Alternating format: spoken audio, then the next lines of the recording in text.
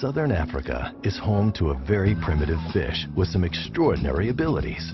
It's the lungfish, and while it has gills like any other fish, it can also breathe air directly using a modified swim bladder that acts as a lung.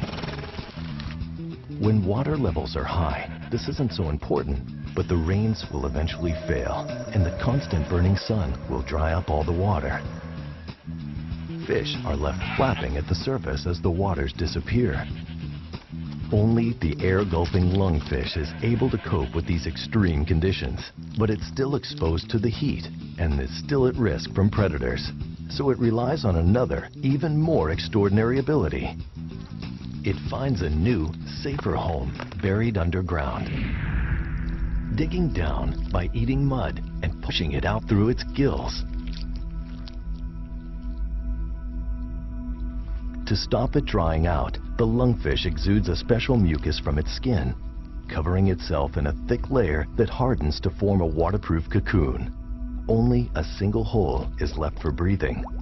Baked into this mud sarcophagus, the lungfish slows its metabolism to 1/60th of its original rate, relying on its muscles and body fat as a source of food and water.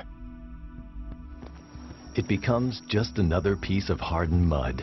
And lungfish have even been known to end up as an accidental brick in a mud hut wall. But this isn't the end for the lungfish. It can survive like this for an incredible 4 years. Eventually, it could end up poisoned by its own waste products.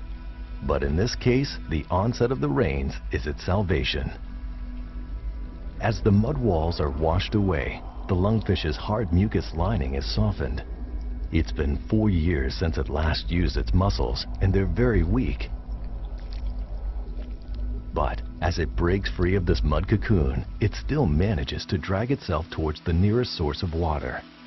It's the ultimate survivor. And although it's underwater now, it'll soon be back in the mud, repeating the whole process again and again as the annual rains come and go.